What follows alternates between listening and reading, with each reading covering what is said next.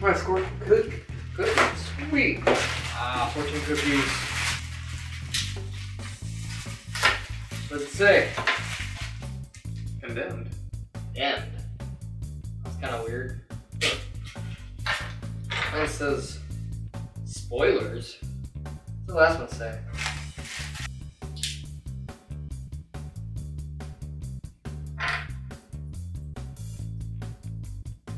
There will be. Huh. Well, here's a cookie. Gonna be some spoilers. You know what? Damn that dessert. We're not gonna give away the very end. Oh, good cookie though.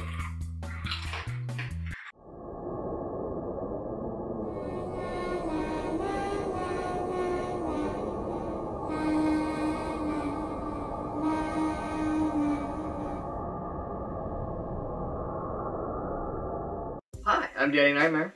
I'm Undead Jess. And we're horror addicts. Tonight, we're gonna review Condemned.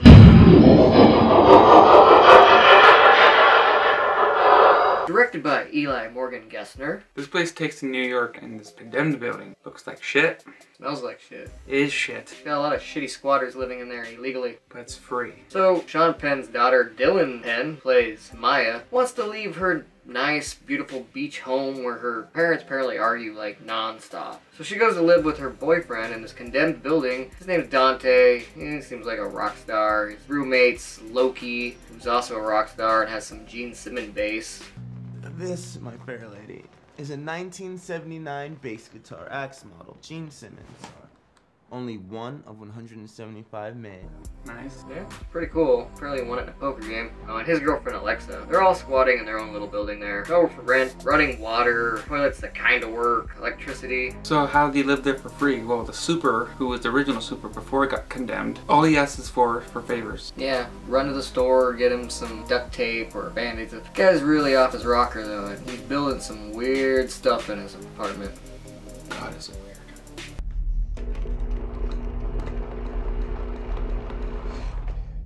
These tools become the room, the building, the city that we live in.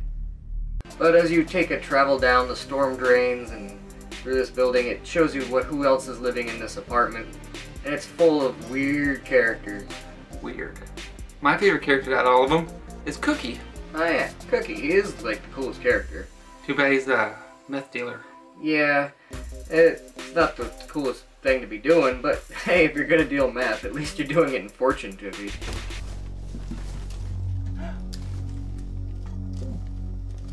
Six. Thanks, Cookie. Jeez. Thanks, Cookie. Thanks, Cookie. Thanks. And he's obsessed with going to Hollywood because there's some pop star he's in love with, so he's like selling some drugs, and he plans to leave town. Normally you can get in and out of this building through this chain that pulls back in through the padlock, so that way you can unlock it in or out of the building. But when he's got a lot of stuff stashed in his apartment, and I think he's very paranoid because he's always had a gun, he bike locks it shut, planning to be right back after he sells his drugs. However, things don't go according to plan for Cookie, and he's ran over by some stoner cops. That's how the cookie crumbles. Oh. But at least when he was alive, he had the coolest line in the movie. I just wanted to say hi.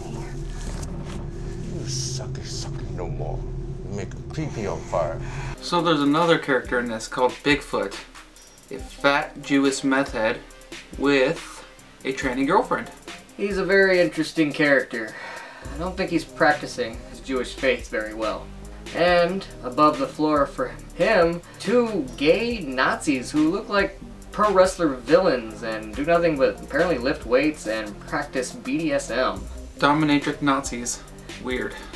They like to get up in people's business. They're kind of pushy. Kind of assholes. Yeah, big assholes. What do you expect from Nazis? So, you got John Abrahams in this movie, you know, the guy from House of Wax and Scary Movie. When things go crazy, he's got one of my favorite weapons in the movie. He's just big old deer antlers. Just go stabbing everyone with them. He's a junkie like a lot of people in this movie, and so is his girlfriend Tess. Lydia Hurst. Great actress because honestly, you see her being a meth addict. Yeah, I thought she was really on meth for this movie. I don't know, but I don't think so. But Very beautiful. yeah, in real life. Oh my god. This bitch just called me a junkie.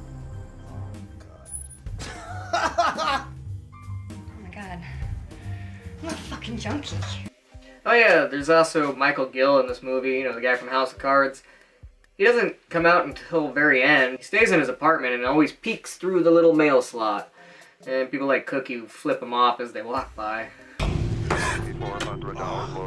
What up, weird guy? Don't even ask. He never even opens his door. What about this movie did you really like? What I liked about this movie was the soundtrack. A lot of great punk music's in it. Yeah, Cerebral Ballsy has a few songs on here. Very good punk music. Kind of went with the tone very well. Just absolute chaos. I like the soundtrack as well. I loved all the practical effects. This movie is disgusting. There's lots of gore, lots of violence. A lot of pus. Oh, lots of pus. Don't drink the water. Very cabin fever. If you like that movie, if you like Street Trash or Nuke 'Em High or Dead Alive, or it's just some crazy, you know, virus out of control with lots of gore and pus as we just mentioned, then I recommend this movie to you. If you have weak stomachs, you might want to sit this one out though. The only thing it doesn't have, titties. Yeah, unlike those other movies, there's no real nudity on here. If you're thinking that you're gonna get some full frontal from Dylan Penn, no. You see some side boob. Only side boob. And hey, she runs around without her bra for a little while. That's true. Things I'd do to her, she'd probably laugh at. Anyways.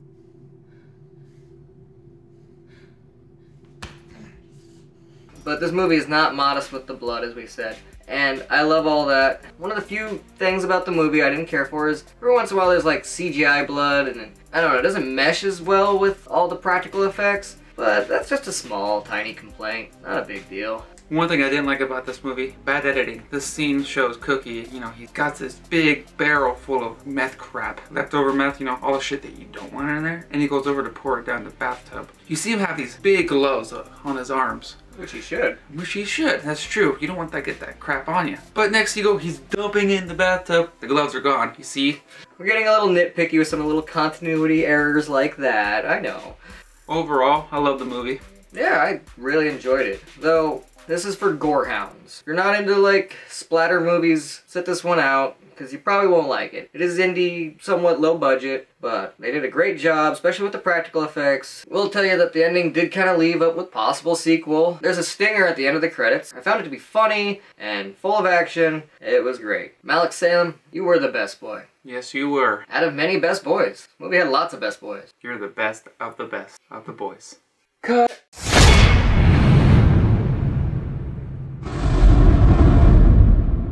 So we want to hear from you at home now. Do you like gory, crazy, pus-filled movies? If so, what's your favorite one? Have you seen Condemned yet? Let us know what you thought of it if you have. Click like and subscribe. Yeah, or you'll be condemned to YouTube hell. Yeah. Ah. Damn.